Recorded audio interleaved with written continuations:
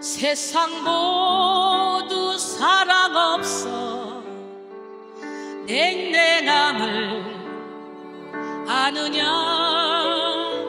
곳곳마다 사랑 없어 탄식 소리 뿐일세. 악을 선케 만들고 모든 소망 이루는 사랑 얻기 위하여 저들 오래 참았네. 사랑 없는 까닭에, 사랑 없는 까닭에, 사랑 얻기 위하여 저들 오래 참았네. 곳곳마다 본미남은 사랑 없는 연고요. 측은하게 손을 펴고 사랑받기 원하네. 어떤 이는 고통과 근심 걱정 많으니 사랑 없는 까닭에 저들 실망하도다. 사랑 없는 까닭에, 사랑 없는 까닭에, 사랑 없는 까닭에 저들 실망하도다.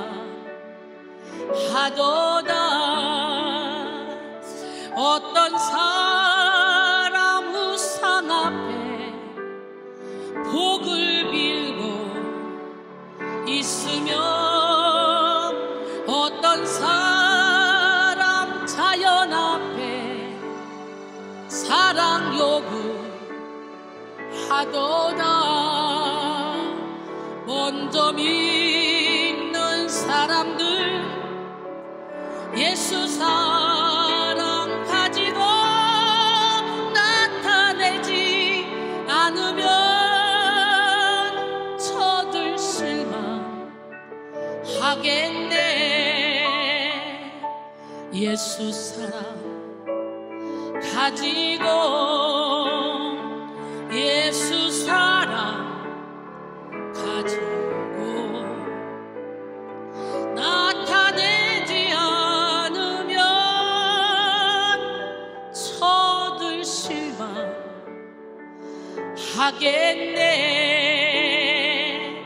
기갈 중에 있는 영혼 사랑받기 원하며 아이들도 소리 질러 사랑받기 원하네. 저들 소리 들을 때 가서 도와줍시다. 만민 중에 나가서 예수 사랑 전하세. 예수 사랑 전하세. 예수 사랑 전하세.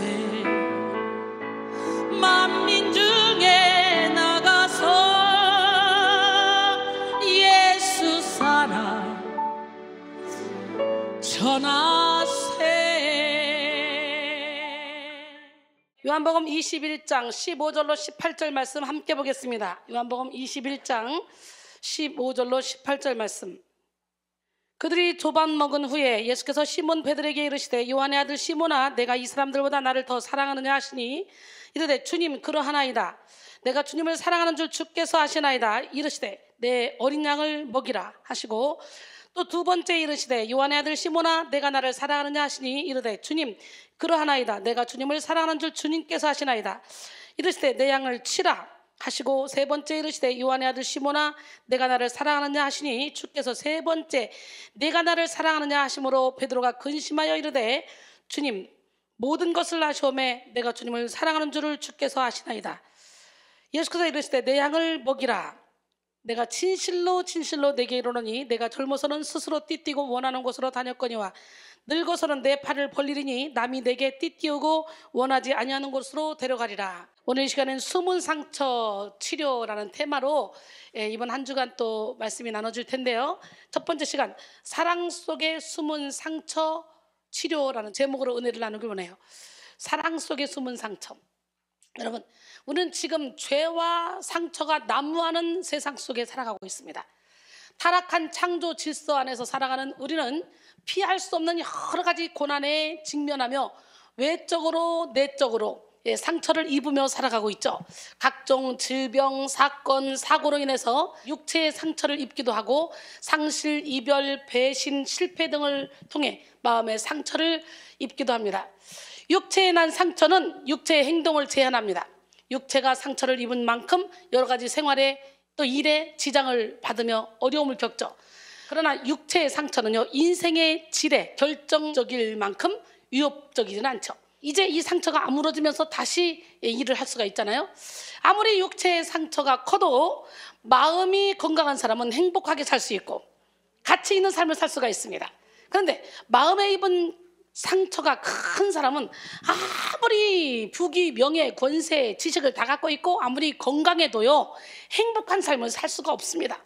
마음에 난 상처는 존재의 본질인 영혼의 행동을 제한하기 때문이죠. 마음에 남은 상처는 속 사람의 성향과 이미지 형성에 부정적인 영향을 미치고 자유로운 영혼의 움직임을 방해합니다. 적절하게 치료되지 않고 방치된 마음의 상처는 악한 영의 통로가 돼서 한 사람의 인생을 파멸로 끌고 갈 수도 있어요. 그러므로 우리는 무엇보다 우선적으로 살아계신 하나님 앞에 나가서 우리의 마음의 상처를 치료받고 건강한 내면 세계를 소유해야 합니다. 바로 이 시간에 우리는 감당하기 어려운 고통스러운 경험들, 상처를 준 사람들에 대한 아주 안 좋은 기억들, 먼저 떠나보낸 사랑하는 사람들에 대한 이 아픔, 스스로 수치스럽게 여기는 추악한 죄의 모습들을 하나님 앞에 가지고 나가서 해결받아야만 합니다. 할렐루야. 시편 51편 17절에 하나님께서 구하시는 제사는 상한 심령이라. 하나님이여 상하고 통해하는 마음을 주께서 멸시하지 아니하시리라 그랬어요. 하나님은 치료의 하나님이십니다. 하나님은 우리의 영혼육의 전인적 치료를 베푸시는 자비의 하나님이십니다. 예수를 믿는 우리에게는 건강하게 살 권리가 있어요. 하나님의 독생자 예수 그리스도는 우리를 위해서 십자가에 못 박혀 죽으심으로 모든 상처를 해결해 주셨고 모든 육의 병도 해결해 놓으셨어요. 그가 찔림은 우리의 허물 때문이요 그가 상함은 우리의 죄악 때문이라. 그가 징계를 받음으로 우리는 평안을 누리고 그가 채찍에 맞음으로 우리는 나음을 받아도다. 우리는 다 양 같아서 그릇 행하여 각기 제 길로 갔거늘 여호와께서는 우리 모두의 죄악을 그에게 담당시키셨는다 그랬어요. 그러므로 우리는 예수 그리스도의 이름으로 영혼육을 치료받기 위해서 간구하되 특별히 마음의 치료를 먼저 구해야 될 줄 믿습니다. 마음의 상처는 크게 세 부류로 구분지을 수 있습니다. 첫째는 시대적 사건을 통해 갖게 되는 상처입니다. 일제 치하에서 식민지 살이를 경험했던 사람들, 지금까지도 고통당하고 있잖아요. 그들을 위한 그 단체도 마련해서 돕는다고 하지만 결국 그들을 돕는다고 돈을 걷어가지고 다 엉뚱한 대로 새나간다고 이제 더 이상 하지 말라고 그런 얘기도 하잖아요. 또 6.25 전쟁 이후에 얼마나 많은 상처들이 있어서 유공자들이 또 이렇게 고통을 당하고 있습니까? 9.11 사태 이후에 얼마나 많은 우울증 환자들이 탄생이 되고 얼마나 많은 사람들이 고통을 당하는지 모릅니다. 오늘 우리는요 예기치 못한 상처, 지금은 어때요? 코로나가 잠재워질 것 같은데 어느 순간에 또 일어나고 또 일어나고 또 일어나. 우리는 이 감당할 필요 없어요. 이렇게 코로나도 많은 사람들에게 심각한 수준의 상처를 남기고 있다고 할 수 있습니다. 둘째는 자신의 죄로 인한 상처입니다. 죄는 곧 마음의 상처를 남깁니다. 사람들은 자신 속에 욕심에 미혹되어 범죄할 때 양심의 가책을 받게 되고 스스로 부끄럽게 여기게 됩니다. 이런 상처는 도덕적으로 영적으로 상당한 수준에 이를 것을 요구받는 그리스도인들, 특히 목회자나 중직들에게 더욱더 크게 나타날 수 있습니다. 보세요. 예, 세상 사람들은 약간 사기를 쳐도 바람을 펴도 그것이 큰 이슈가 되지 않아요. 근데 주의 종이 바람을 폈다, 사기를 쳤다, 그러면 이거는 엄청나게 큰 이슈가 돼가지고 PD 수첩이 어디고 막 정신없이 떠들어잖아.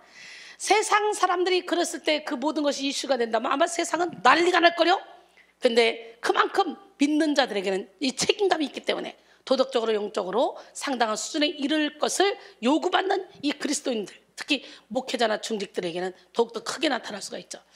복음의 정수는 자신의 죄성에 절망하고 예수 그리스도의 십자가만을 소망하는 데 있지만, 죄로 인한 상처에 묶이는 사람은요, 자신에 대한 비관적인 절망에는 쉽게 빠지지만 십자가를 의지해서 새로운 피조물로 살아가기가 어렵습니다. 셋째는 가장 가까운 사람들에게 받는 상처입니다. 대개 사람들은요, 자신과 상관없는 사람들에게는 상처를 받지 않아요. 자신이 사랑하고 애착을 느끼는 사람들, 내가 좋아하는 사람일수록 그 사람들의 눈빛만 봐도 상처를 받기가 쉽죠. 특별히 부모가 주된 상처의 출처가 되기도 합니다. 이어서 배우자, 자녀, 친구, 선생님, 직장, 상사나 동료, 이렇게 가장 가까운 사람들이 상처의 원인을 제공하기도 하죠. 특히 어린 시절에 받은 상처의 영향은 그 사람의 전 일생을 지배하게 되는데요. 우리가 어린 시절에 받은 이 상처들은 일일이 다 기억하지 못할지라도 우리의 무의식 속에 잠재돼서 성장하는 과정 중에 여러 가지 나쁜 모습으로 표출이 됩니다. 우리의 인격을 형성하는 거예요. 현재 우리의 모습은 과거 어린 시절부터 영향을 받음으로 형성된 모습입니다. 그래서 어떤 교육보다도 가정교육이 가장 중요하다, 이런 말을 참 많이 하잖아요. 어린 시절의 상처의 기억으로 인해 나쁜 영향을 받은 자녀들은 외적으로는 성장하지만 내적으로는 어린아이의 모습을 그대로 간직한 채 성장하지 못하는 경우가 참 많죠. 이것을 심리학자들은 과거적 내적 아이, 성년된 유아라고 표현합니다. 또 다른 말로 우리가 잘 알고 있는 성인 아이라고 표현하죠. 구체적으로 성인 아이란 성인의 성숙함을 이루어야 될 때임에도 불구하고 정서적으로나 영적으로 어린아이의 성향을 갖고 있고 어린아이의 행동을 벗어버리지 못한 그런 사람들로서 현재의 삶에 적응하지 못하고 사람들과의 관계 속에서 상처를 입고 또 상처를 입히며 파괴적인 삶을 살아가는 사람들을 말하죠. 또한 아직도 해결되지 않은 어린 시절의 문제를 안고 있는 성인을 의미할 수도 있습니다. 그런데 이런 상처는 객관적으로 규정할 수 없다는 성질을 갖고 있어요. 같은 사건을 경험해도 어떤 사람은 상처를 받지만 어떤 사람은 상처를 전혀 안 받기도 합니다. 이는 사람들마다 내면적 면역력이 다르기 때문이에요. 그래서 우리는 속사람을 키워야 돼. 영성을 여는 속사람을 키우는 거예요. 전염병이 들 때 면역력이 취약한 사람은 쉽게 감염됩니다. 그러듯이 내면의 면역력이 약한 사람들은 대수롭지 않은 일에도 쉽게 상처를 받아요. 그걸 보고 쿠쿠다스 멘탈, 유리 멘탈이라고 그러죠. 내면에 면역력이 강한 사람들, 이런 사람들은 상당한 충격을 받아도 해를 받지 않아요. 우리는 장성한 분량에 이르는 믿음을 가져야 돼요. 단단한 음식을 먹을 수 있는 그런 믿음을 가져야 돼요. 할렐루야. 고린도서 4장 7절로 10절 보니까 우리가 이 보배를 질그릇에 가졌으니 이는 심히 큰 능력은 하나님께 있고 우리에게 있지 아니함을 알게 하려 함이라. 우리가 사방으로 우겨쌈을 당하도 쌓이지 아니하며 답답한 일을 당해도 낙심하지 아니하며 박해를 받아도 버림받지 아니하며 거꾸로 뜸을 당해도 망하지 아니하느니 임마누엘 하나님이 우리와 함께 하시기 때문에 우리가 항상 예수의 죽음을 우리 몸에 짊어지면 예수의 생명이 또한 우리 몸에 나타나게 하려 합니다. 할렐루야. 철저히 자기 자신을 내려놓고 온전히 예수 그리스도를 의지하는 사람은 환난이나 공고나 박해나 기근이나 적신이나 위험이나 칼이라 그 어떤 것도 우리 그리스도 사랑에서 끊을 수 없다는 걸 알게 되고 넉넉히 그 고난과 환난을 이길 수 있는 줄로 믿습니다. 이런 내적인 면역력은 내적인 회복력과 깊은 관계가 있습니다. 내면의 면역력이 강한 사람은 대개 회복 능력도 강한데요. 그래서 혹시 마음의 상처를 받는 일이 있어도 금방 털고 일어서고 상처에 대해서 적절한 반응과 대처를 할 수가 있는 거예요. 전 세계의 위상을 떨친 금메달리스트 피겨 선수 김연아 씨는 최고의 기술, 천부적인 음악성, 풍부한 표현력, 강인한 체력 등 세계 정상급 피겨 선수의 조건도 다 갖췄어요. 그런데 심리적 압박감을 떨쳐낸 강한 정신력과 회복력 또한 금메달 비결 중 하나라고 볼 수가 있다는 거예요. 선수 생활 중에 편파, 판정이나 주위에서 시기를 받느라 억울한 일도 많았지만 김연아는 판정에 대해 끝나고 나서 되새겨본 적이 없다. 하면서 이미 나온 결과에 대해서 억울해하거나 속상해하지 않고 내면의 회복력을 발휘하는 그런 것으로 유명합니다. 그러나 내면의 면역력이 약한 사람은 대개 회복 능력이 약합니다. 그래서 상처를 받는 일은 쉽지만 상처를 회복하는 일은 힘들어요. 어때요, 여러분? 상처를 받지 않아도 될 문제를 가지고 크게 상처로 받아들인 사람이 있는가 하면 이쯤 되면 정말 상처를 받을 수밖에 없겠다고 생각이 되는데도 불구하고 강인한 내면력으로 상처를 뚫고 가는 그런 사람들이 있죠. 여러분들은 모두가 후자가 되길 원합니다. 일본 최고의 대학인 도쿄대 공대를 최우수 성적으로 졸업한 젊은이가 마쓰시다 그룹 신입사원 채용 시험에 응시했습니다. 시험을 만족하게 치른 젊은이는 자신이 우수한 성적으로 졸업할 것이라고 생각했어요. 그러나 합격자 명단에 자신의 이름이 없었어요. 이 젊은이는 수치심과 분노로 마음이 혼란스러웠고 결국은 그는 다량의 수면제를 먹고 삶을 마감했습니다. 그런데 그 다음날 마쓰시다 그룹 인사로부터 그 젊은이에게 전보 한 통이 도착했어요. 사실 그 젊은이는 수석 합격이었는데 전산에 문제가 생겨서 이름이 누락됐다는 내용과 함께 사과하는 내용이었어요. 마쓰시다 그룹 임원들은 아까운 인재를 전산장애로 놓치고 그를 죽음에 이르게 한 것에 대해서 안타까워했습니다. 그러나 이 소식을 들은 그룹 총수 마쓰시다 고노스케이는 의외의 말을 했습니다. 그가 젊은 나이에 세상을 떠나게 된 것은 참으로 애석한 일이고 미안한 마음을 금할 수가 없습니다. 그러나 우리 회사의 입장에서는 참으로 다행스러운 일이라고 생각합니다. 그 정도 좌절을 이겨내지 못하고 하루도 못 되어 목숨을 끊는 정신으로는 우리 회사의 중요한 일들을 감당할 수 없습니다. 만약 전산장애가 없어 수석으로 입사했으면 그는 분명 중요한 요직에 배치되었을 것입니다. 그런 중요한 자리에서 좌절을 만나게 될 경우 지금보다 훨씬 더 큰 비극을 초래할 가능성이 많기 때문입니다 라고 했어요. 미쓰시다 회장은 그 개인의 지적 능력보다는 심리적 자질을 훨씬 중요하게 생각한 것이죠. 이처럼 상처에 대한 회복 능력이 약한 사람들은 대부분 내면의 상처를 직면하지 않고 회피합니다. 상처를 감당할 수 있는 능력이 부족하기 때문에 자신의 무의식 안에 상처를 밀어넣고 상처를 외면하는 경우가 많죠. 여러분, 무의식 안에 상처를 밀어넣는 사람, 결국은 그 상처가 어떤 방법으로든지 다 튀어나오게 돼 있다는 걸 알아야 돼요.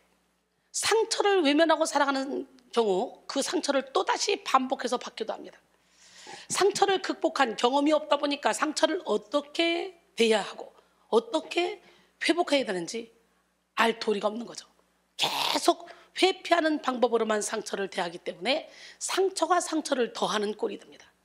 동일한 아픔을 계속적으로 받다 보면요, 원래 이런 것이었구나 라는 생각에 갇혀버리기도 합니다. 그래서 상처에서 벗어나올 생각조차 하지 못하는 거죠.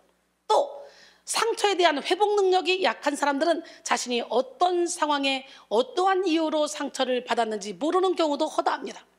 상처에 무력한 속사람은 상처에 대한 감각이 둔해져서 상처를 받으면서도 상처받은 줄 모르기 때문에 아처 토레이는 감춰놓은 상처에 대해서 우리는 상처를 잊고자 마음속의 상처들을 감추지만 결국은 모든 축적된 상한 기억들이 더 이상 눌려있지 않고 오히려 지배하게 될 때에 마음은 태풍의 눈 같아 의식까지도 빨려 들어가면서 올바른 생각을 못한다.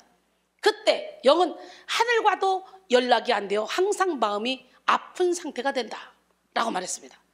그러므로 오늘 우리는요, 무의식 세계에 밀어놓은 상처를 치료받고 내적인 면역력과 회복력을 키워야 됩니다. 그래서 회칠한 무덤을 제껴버리고 그 안에 죽은 사람의 뼈 모든 더러운 것을 예수 이름으로 몰아내야 됩니다. 시편 139편 23절로 24절 하나님이여 나를 살피사 내 마음을 아시며 나를 시험하사 내 뜻을 하옵소서. 내게 무슨 악한 행위가 있나 보시고 나를 영원한 길로 인도하소서. 이 고백이 여러분의 고백이 되기를 원합니다. 할렐루야. 고린도서 4장 16절로 18절 그러므로 우리가 낙심하지 아니하니 우리의 겉사람은 낡아지나 우리의 속사람은 날로 새로워지도다. 우리가 잠시 받는 환난에 경한 것이 지극히 크고 영원한 영광에 중한 것을 우리에게 이루게 함이니 우리가 주목하는 것은 보이는 것이 아니요 보이지 않는 것이니 보이는 것은 잠깐이요 보이지 않는 것은 영원함이라 그랬어요. 할렐루야. 속사람을 살쪄야 돼. 속사람을. 이순이가 속 사람을 살찌우니까 어떤 큰 환난이 고난이 닥쳐와도 전혀 내 영혼이 흔들리지 않더라고. 어떻게 이런 일이 벌어지지? 어떻게 그럴 수 있지 싶지만 그것 때문에 곱씹고 잠 못 자고 고민하고 이런 적이 없어요. 하나님께 휙 던져버리고 나는 항상 기뻐하고 쉬지 않고 기도하며 범사에 감사하는 삶을 살게 됩니다. 이 믿음이 여러분에게 있어지기를 소원합니다. 할렐루야. 육적인 면역력은 본래 타고나게 강한 사람도 있지만 여러 방법을 통해 강하게 만들 수도 있잖아요. 영적인 면역력도 마찬가지입니다. 지금은 비록 약한 면역력과 약한 회복력을 가지고 있다 할지라도 하나님의 능력 안에서 훈련 받다 보면 우리의 면역력과 회복력은 강해질 수 있습니다. 장성한 분량에 이르는 믿음을 가지라고 그랬잖아요. 우리는 속사람을 강건하게 하고 예수님의 사랑으로 가득가득 채워야 됩니다. 에베소 3장 16절로 19절 그의 영광의 풍성함을 따라 그의 성령으로 말미암아 너희 속사람을 능력으로 강건하게 하시오며 믿음으로 말미암아 그리스도께서 너희 마음에 계시게 하셨고 너희가 사랑 가운데서 뿌리가 박히고 터가 굳어져서 능히 모든 성도와 함께 지식에 넘치는 그리스도의 사랑을 알고 그 너비와 길이와 높이와 깊이가 어떠함을 깨달아 하나님의 모든 충만하신 것으로 너희에게 충만하게 하시기를 구하노라. 할렐루야. 이 시간 우리는 상처받지 않을 강한 속사람을 만들기 위해서 숨은 상처를 치료받아야 돼요. 시기적절하게 처리하지 못한 상처는 재빨리 숨어버리는 성질을 갖고 있어요. 감당할 힘이나 용기가 부족해서 밀어놓은 상처는 기억에 숨고 마음에 숨고 삶의 전반에 보이지 않게 숨어버립니다. 정리되지 않은 사랑 안에 숨고 서툰 열정 속에 숨으며 영혼의 무감각 속에도 숨습니다. 착한 성격 속에도 숨고 표면적인 화평 속에도 숨고 꾸며낸 겸손 안에도 숨어버립니다. 그래서 겸손으로 가장한 교만한 사람들이 얼마나 많은 줄 알아요? 다 숨어 있어요. 오늘 다 끌어내야 돼. 이렇게 숨은 상처는 결단코 사라지지 않아요. 오히려 숨은 상처는 무서운 속도로 팽창하고 악독한 성질로 변해가면서 인생 전반에 상당한 영향을 끼칩니다. 너무도 많은 사람들이 이 예배를 드리고 찬양을 막 하다 보면 뒤집어지고 쓰러지고 막 그러고 어둠이 드러나면서 자기도 몰랐던 그 상처들, 무의식 속에 있던 깊은 상처들이 드러나면서 어둠들이 막 떠나가고 그러면서 왜 내가 이렇게 아팠는지, 왜 내가 그렇게 부정적인 생각을 많이 했는지, 왜 내가 그렇게 불평불만이 쌓였었는지, 왜 내게 그렇게 미움이 많았는지, 왜 내가 그렇게 사랑이 없었는지 전혀 몰랐는데 옛날에 받았던 상처들, 어렸을 때 받았던 상처들이 나도 모르는 사이에 무의식도에 깊이 들어가서 나를 조종했다는 걸 깨닫게 되는 거예요. 그래서 이걸 예수님으로 몰아내고 나면 다른 사람이 되는 거예요. 할렐루야. 오늘 깨닫는 은혜가 있기를 원합니다. 그래서 고기도 먹어봐야 맛을 아는 것처럼 예배도 드려봐야 맛을 아는 거예요. 그러니까 예배도 드린 사람이 자꾸 예배를 드리려고 그래. 그러다 보면 나도 모르는 사이에 내 어렸을 때부터 그러잖아요. 엄마 모태 중에 6주부터 8주까지는 자기에게 어떤 일이 일어나는지 다 기억한다 그러잖아. 그러니까 나도 모르는 사이에 어렸을 때 받았던 상처들이 숨어버리는 거예요. 숨어버려서 내 인격을 조종하고 내 삶을 조종했는데 그걸 모르고 그게 나라고 생각하는 거야. 나는 원래 소심한 사람이야. 나는 원래 욕심이 많은 사람이야. 나는 원래 두려움이 많은 사람이야. 나는 원래. 그런데 은혜를 받다 보니까 빛이 들어가니까 어둠이 살아나는 거야. 저는 율법을 깨닫지 못했을 때는 내가 살았더니 계명의 이름에 죄는 살아로 난 죽었다. 숨은 상처, 숨은 이 죄들이 막 올라오는 거지. 숨은 상처는 우리의 영혼에 지속적인 스트레스를 주기 때문에 결과적으로 우리 영혼이 탈진의 상태에 이르도록 만듭니다. 또 숨은 상처는 내적 성장을 방해해서 나이가 먹어서 장성한 사람이 되어도 영적으로는 미숙한 사람이 되게 만듭니다. 상처의 지배를 받는 감정은 제대로 된 기능을 하지 못하기 때문에 기뻐해야 할 상황 속에서 제대로 기뻐할 수 없고 슬퍼해야 할 상황 속에서 제대로 슬퍼할 수도 없습니다. 마음에 장애가 생겨서 수시로 무기력과 우울에 빠지기도 합니다. 또 사람들과의 관계에도 악영향을 미쳐서 다른 사람의 좋은 점은 보지 못하고 단점만 주목하게 하고 섭섭함과 원통함에서 잘 헤어나오지 못하게 만듭니다. 이런 숨은 상처의 지배를 받는 사람들은요, 자유가 주어져도 자유를 누리지 못해요. 행복할 수밖에 없는 상황 속에서도 행복을 느끼지 못해요. 기뻐해야 될 상황 속에서도 기뻐할 수가 없어요. 겉보기에는 아무 문제가 없는 것처럼 산다 해도 문득 떠오르는 상처의 잔상에서 자유롭지 못하고 자기도 모르는 사이에 상처의 조종을 받게 되는 거죠. 과거에 상처받은 경험이 현재를 살아가고 있는 나를 마비시켜버리는 거예요. 이미 그 상처받은 과거는 끝이 났는데 아직도 자신에게 그 상처의 경험은 현재 진행형인 것이죠. 그래서 70대대로 우울하고 불안하며 두렵고 여러 가지 불만족에 휩싸여 살아가게 됩니다. 뿐만 아니라 숨은 상처는 휴화산처럼 항상 폭발 잠재력을 가지고 있다가 예기치 못한 상황 속에 터져서 돌이킬 수 없는 상처의 흔적을 남기기도 합니다. 그러므로 이 시간 우리는 본질적인 치유, 완전한 치유를 위해서 모든 숨은 상처를 치료받고 상처에서 자유로운 삶을 살아야 합니다. 이사야 43장 18절로 19절, 너희는 이전 일을 기억하지 말며 옛날 일을 생각하지 말라. 보라, 내가 새 일을 행하리니 이제 나타낼 것이라. 너희가 그것을 알지 못하겠느냐? 반드시 내가 광야의 길을 사막의 강을 내리니. 할렐루야. 빌립보 3장 13절로 14절, 형제들아, 나는 아직 내가 잡은 줄로 여기지 아니하고 오직 한 일, 즉 뒤에 있는 것은 잊어버리고 앞에 있는 것을 잡으려고 표대를 향하여 그리스도 예수 안에서 하나님이 위에서 부르신 부름의 상을 위하여 달려가노라 그랬어요. 특별히 이 시간 우리는 사랑 속에 숨은 상처를 치료받아야 돼요. 사랑은 그 자체로 숭고하고 아름다운 것입니다. 그래서 모든 사람이 사랑을 원해요. 세상을 살아가는 모든 사람들이 사랑을 찾아 헤매이고 사랑 때문에 목말라하며 사랑 때문에 아파하기도 합니다. 세상 모두 사랑 없어 냉랭함을 하느냐, 이런 찬양이 있죠. 여러분, 또 사랑으로 인해 행복해하고 사랑으로 인해 즐거워하기도 합니다. 사랑은 지옥과 같은 죄를 이기고 허다한 죄를 덮으며 생명을 창조해내는 위대한 힘입니다. 할렐루야.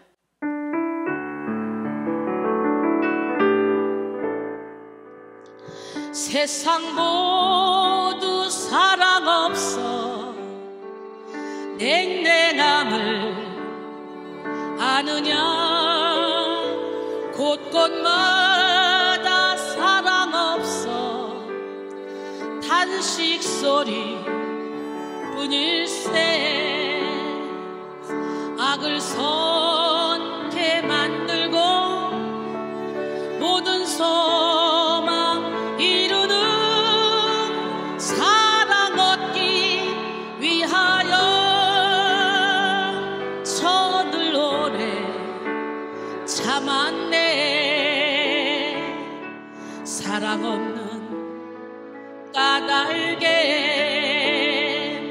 사랑 없는 까닭에 사랑 얻기 위하여 저들 오래 참았네. 곳곳마다 본미남은 사랑 없는 연고요 측은하게 손을 펴고 사랑받기 원하네. 어떤 이는 고통과 근심 걱정 많으니 사랑 없는 까닭에 저들 실망하도다. 사랑 없는 까닭에, 사랑 없는 까닭에, 사랑 없는 까닭에 저들 실망하도다. 어떤 사람 우상 앞에 복을 빌고 있으며 어떤 사람 자연 앞에 사랑 요구하도다.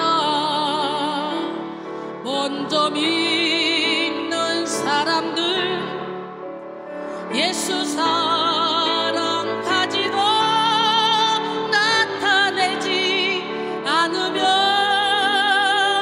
저들 실망하겠네.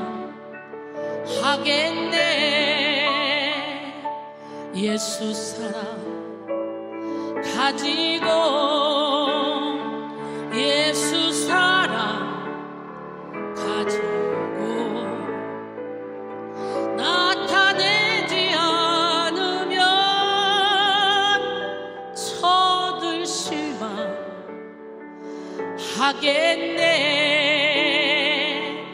기갈 중에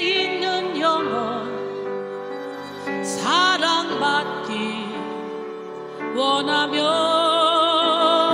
아이들도 소리 질러 사랑받기 원하네.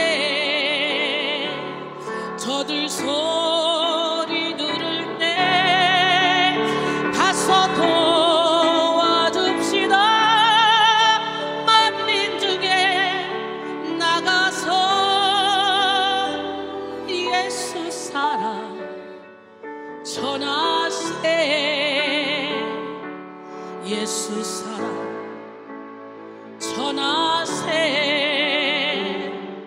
예수 사랑 전하세. 만민 중에 나가서 예수 사랑 전하세. 할렐루야. 교묘한 상처는 곧장 사랑 속에 숨어버립니다. 버림받은 상처가 사랑 안에 숨어서 의심하는 사랑을 만들고, 실패한 상처가 사랑 안에 숨어서 피해 보상을 바라는 사랑을 만들기도 합니다. 상실의 상처가 집착하는 사랑을 만들기도 하고요, 욕구불만의 상처가 완벽주의의 사랑을 만들기도 합니다. 그래서 우리 주위에는 상처와 섞인 사랑이 넘실댑니다. 사랑한다면서 상처를 주고받고, 사랑한다면서 욕심을 부리며, 사랑한다면서 집착하고, 사랑한다면서 죄를 짓는 일이 많습니다. 그래서 상담가이자 작가인 존 그레이는 우리는 사랑하는 사람에게 자기의 기대를 투사한다. 우리는 상대방이 자신을 사랑한다면 어떤 특정한 방식으로 행동할 것이라는 가정을 갖고 있다. 그리고 그 어떤 특정한 행동은 자신이 마음속으로 정해놓은 일정한 행동으로 상대방도 자신이 생각하는 방식 그대로 행동하고 반응할 것이라고 믿는다. 이런 생각은 안타깝게도 언제나 빗나가고 실망감을 안겨주게 된다라고 했습니다. 많은 사람들이 사랑을 원하고 사랑을 노래하며 사랑을 찾아 헤매지만, 사랑 때문에 행복한 사람보다는 사랑 때문에 불행한 사람들이 훨씬 더 많습니다. 또한 사랑하는 사람에게 거절감을 느낄 경우 그 상처는 마음속 깊이 자리 잡게 됩니다. 거절감은 실제로 거절을 당해서 생기는 감정도 맞지만, 상대방은 거절한 게 아닌데 스스로 상처에 묶여 거절감을 느낄 수도 있습니다. 어떤 경우에든지 거절당했다고 느낀 감정이 해결되지 않고 마음에 그냥 남아있으면 나중에 전혀 상관없는 사람 앞이나 전혀 다른 상황에서 그것이 갑자기 튀어나오기도 하는 거죠. 진짜 거절당한 게 아닌데도 거절당했다고 혼자 느끼거나, 정당한 이유가 있는 거절이나 정중한 태도로 한 거절에도 아주 기분 나빠하며 못 견디는 것입니다. 교회 안에서도 마찬가지예요. 사랑 안에 숨은 상처를 깨닫지 못하는 사람들은 교회를 사랑한다 하면서도 문제를 일으키고, 주님을 사랑한다 하면서도 영혼들을 실족시킵니다. 대표적으로 마르다가 그랬잖아요. 마르다는 예수님을 사랑해서 예수님을 집으로 초대했어요. 초대한 것은 마리아가 아니라 마르다입니다. 마르다가 초대했어요. 사랑 안에 숨은 상처 때문에. 그런데 일을 그르치고 말았네. 누가복음 10장 38절로 42절, 그들이 길을 갈 때에 예수께서 한 마을에 들어가심에 마르다라 이름하는 한 여자가 자기 집으로 영접하더라. 그에게 마리아라 하는 동생이 있어 주의 발치에 앉아 그의 말씀을 듣더니, 마르다는 준비하는 일이 많아 마음이 분주한지라 예수께 나아가 이르되, 주여, 내 동생이 나 혼자 일하게 두는 것을 생각하지 아니하시나이까? 그를 명하사 나를 도와주라 하소서. 주께서 대답하여 이르시되, 마르다야, 마르다야, 내가 많은 일로 염려하고 근심하나 몇 가지만 하든지 혹은 한 가지만 해도 족하니라. 마리아는 이 좋은 편을 택하였으니 빼앗기지 아니하리라 하시니라 그랬어요. 분명히 마르다는 예수님을 사랑하는 마음이 가득 있었습니다. 그런데 이것저것 준비하면서 마음이 분주해지다 보니까 동생 마리아에 대한 열등감, 동생 마리아가 일하지 않는 이 일에 대한 그런 스트레스 등이 막 올라왔어요. 그리고 그러한 열등감과 스트레스가 예수님을 사랑하는 마음과 섞이면서 순수했던 사랑을 오염시키고 말았어요. 그래서 결국 손님으로 오신 예수님께 야단을 맞잖아요. 오히려 예수님께 화를 내는 거예요. 지금 마리아가 그냥 있는 거 안 보입니까? 내가 일하는 거 안 보여요? 쟤 좀 일 좀 하라 그러세요. 예수님께 화를 내고 있어요. 그게 예수님이 책망하죠. 여러분, 어처구니 없는 그런 결과에 이르고 말았죠. 그러므로 오늘 우리는 사랑 안에 숨은 상처를 다 드러내야 되겠지. 그리고 하나님이 주시는 사랑, 영혼을 살리는 사랑을 해야 돼요. 윌리엄 바클레이는 하나님 사랑은 생명나무의 뿌리요, 이웃사랑은 생명나무의 열매다. 그래서 우리는 하나님 사랑, 이웃사랑, 이것이 성경의 총체잖아. 또 아가페는 우리 삶을 지탱해 주는 원리다. 이것은 정복이고 승리며 성취다 라고 말했습니다. 요한일서 4장 16절, 하나님이 우리를 사랑하시는 사랑을 우리가 알고 믿었느니 하나님은 사랑이시라. 사랑 안에 거하는 자는 하나님 안에 거하고 하나님도 그의 안에 거하시느니라 그랬어요. 사랑 안에 숨은 상처의 종류를 한번 살펴볼 텐데요. 먼저 사랑 안에 숨은 열등감. 열등감의 요인은 외적인 요인과 내적인 요인이 있습니다. 외적인 이유로는 성장하면서 받은 가정과 사회의 영향 때문에, 사실 인간은 태어나면서부터 열등한 존재로 어머니를 의지하고 아버지를 의존하며 살아갈 수밖에 없는 연약한 존재입니다. 그래서 아이들은 심리 속에 나는 의존하며 살아가야 하는 사람이야, 나는 의존하며 살 수밖에 없는 존재야 라는 것을 깨닫게 되죠. 그런데 그런 부모가 가끔 형제 간에 비교를 합니다. 야, 네 형은 공부를 잘하는데 너는 도대체 왜 그렇게 못하냐? 야, 네 언니는 저렇게 똑똑한데 너는 이렇게 바보 같냐? 하면서 비교당하죠. 또 학교 가면 선생님이 비교합니다. 얘는 이렇게 공부 잘하는데 너 뭐하냐? 문제는 아이들은 여과하는 능력이 없기 때문에요, 귀에 들리는 대로 그냥 다 수용한다는 거예요. 그래서 가정교육이 가장 중요해. 어릴수록 교육이 중요해. 교회에서도 주일학교 선생님들이 더 중요한 역할을 하는 거예요. 어른들은 무슨 말 할 때 여과할 능력이 있으니까 받을 것만 받고 아닌 건 버리지만, 아이들은 여과할 능력이 없어요. 신창원도 김기환도 어렸을 때의 그 선생님으로 인한 상처로 인해서 그렇게 흉악범이 됐잖아요. 김기환이는 크레파스를 미술 시간에 안 가져가니까 왜 크레파스를 안 갖고 왔냐? 몇 번 묻는데 대답할 수가 없는 거예요. 가난해서 살 수가 없어서 못 가져갔는데, 어느 날은 선생님이 확 쥐어박으면서 훔쳐서라도 갖고 와 소리 질렀어요. 얼마나 수치스러웠던지. 그때부터 나는 무조건 훔치리라. 그렇게 시작된 것이 자기를 그렇게 만들었다는 거죠. 사형수로. 신창원이도 육성예배 안 갔다고 선생님이 벌을 줬대요. 그것 때문에 상처를 받아서 되는 대로 그냥 훔쳐버리고 살인 강도를 일삼은 거죠. 그래서 초등학교 때, 어렸을 때 가장 중요합니다. 즉 아이들은 어른들이 들려주는 말들이 잠재되어 버리는 거예요. 또한 성장에서는 직장에 가서 다른 사람들과의 비교해서 열등감이 또 생기죠. 우리는 평생 내면이 건강하지 않으면 죽을 때까지 비교당할 수밖에 없는 존재라고. 어디 가든지 다 비교당할 수밖에 없어요. 그렇기 때문에 내면이 강건해서 창조의식을 가지고, 남들은 나를 비교한다 할지라도 나만의 자존감을 가지고, 그래, 나는 택하신 족속이야, 나는 왕같은 제사장이야, 나는 거룩한 나라야, 나는 하나님의 소유된 백성이야, 나는 하나님의 선전물이야. 하나님이 나를 명품으로 만드셨어. 내가 가지고 있는 거 저 사람이 없는 거 있어. 저 사람이 없는 거 다 갖고 있다고. 그러니까 나는 가진 것으로 만족하며 자족하며 내가 가진 것으로 하나님께 영광 돌리며 살 거야. 이런 열정을 가지고 살아야 돼요. 할렐루야. 내적인 이유로는 또 뭐냐? 자신이 스스로 만든 자화상의 요인 때문입니다.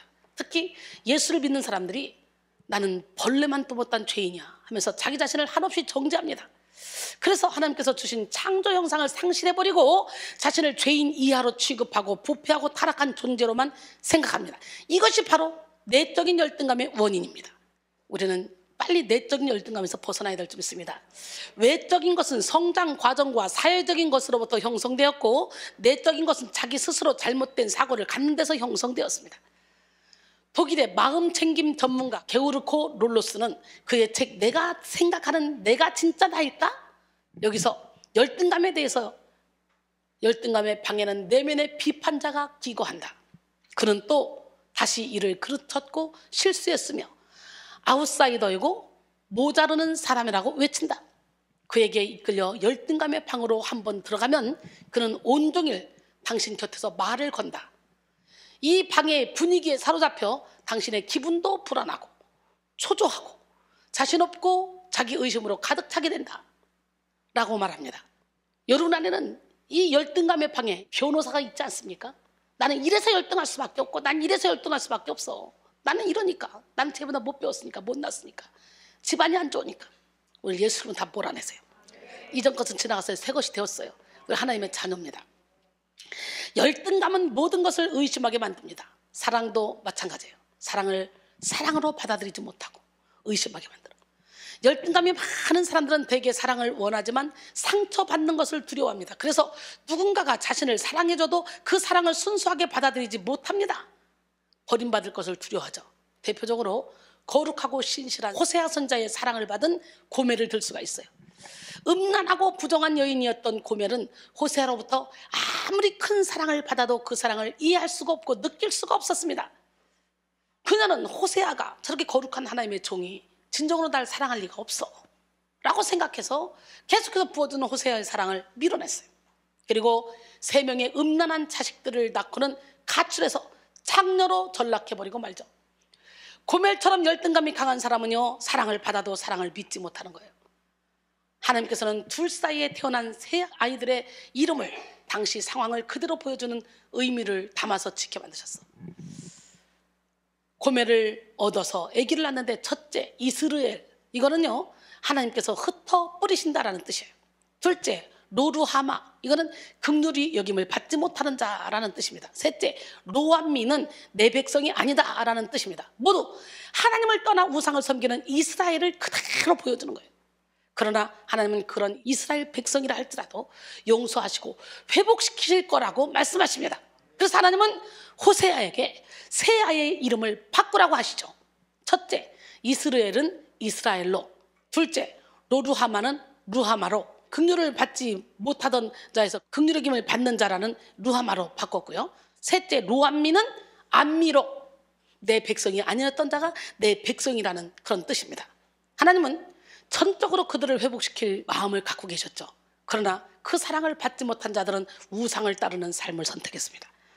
호세아 2장 5절, 그들의 어머니는 음행하였고 그들을 임신했던 자는 부끄러운 일을 행하였나니 이는 그가 이르기를 나는 나를 사랑하는 자들을 따르리니 그들이 내 떡과 내 물과 내 양털과 내 삶과 내 기름과 내 술들을 내게 준다 하였습니다.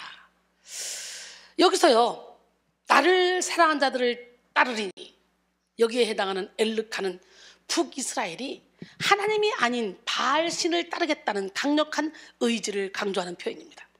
그리고 바알이 자신들이 원하는 것들을 준다고 고백하고 있는데요, 이는 호세아의 사랑을 받아들이지 못한 고멜이 호세아를 떠나서 음란한 삶을 살았던 것처럼 하나님이 아무리 사랑해 주시고 은혜를 베풀어 주셔도 받아들이지 못하고 우상을 따르는 그런 이스라엘 백성들의 어리석은 모습을 보여주고 있습니다. 또 열등감이 강한 사람이 사랑을 하면요 끊임없이 자신이 사랑하는 사람과 타인을 비교하며 자신의 사랑에 만족하지 못하는 모습을 보이죠. 그래서 열등감이 강한 부모는 자녀를 다른 집 자녀와 비교하며 더 높은 수준에 오르라고 닥달하고, 열등감이 강한 배우자는 자신의 아내나 남편을 다른 사람의 아내나 남편과 비교하며 더 나은 사람이 되라고 재촉합니다. 자신에게 만족하지 못하는 열등감이 상대방에게 투영되어서 상대를 괴롭게 만드는 것이죠. 그러므로 우리는 사랑을 할 때 모든 열등감을 버리고 건강한 자존감을 가지고 사랑해야 됩니다. 자신이 먼저 하나님의 사랑을 받는 존귀한 사람임을 알고 자신이 사랑하는 사람 역시 하나님의 사랑을 받는 보배로운 사람임을 알아야 됩니다. 그래서 하나님이 주신 사랑으로 자기 몸과 같이 이웃을 사랑해야 될 줄 믿습니다. 그 다음에 사랑 안에 숨은 오해, 누군가를 사랑하면서도 그 사랑에 대해 오해와 불신이 강하면요 사랑과 함께 증오가 자라게 됩니다. 이런 경우에는 상대가 아무리 큰 사랑을 부어줘도 사랑을 느끼지 못하며 서로 소통하지 못하므로 시간이 가면 갈수록 골이 더 깊어지죠. 대표적인 예로 아버지 다윗을 오해한 압살롬을 들 수가 있어요. 고멜이나 압살롬은 사랑 불감증 걸린 사람들이야. 압살롬은 배다른 형제 암논이 자기 누이 다말을 강간을 했는데도 아버지인 다윗이 우유부단하게 행동하면서 벌을 내리지 않는 것을 보고 다윗에게 막 불만이 생기기 시작해요. 아버지의 사랑을 마음으로 느끼지 못한 채 사건의 표면만 보고 저렇게 행동한 것은 사랑이 아니야? 진짜 사랑한다면 어떻게 저럴 수 있어? 어떻게 가만히 둘 수 있어? 이렇게 분을 품었어요. 그리고는 자신이 진정 누이를 사랑한다고 생각하면서 2년 동안 주도 면밀하게 자신의 분을 숨기면서 암논을 살해할 계획을 세웠어요. 이것이 하나님의 뜻일까? 이것이 아버지의 뜻일까?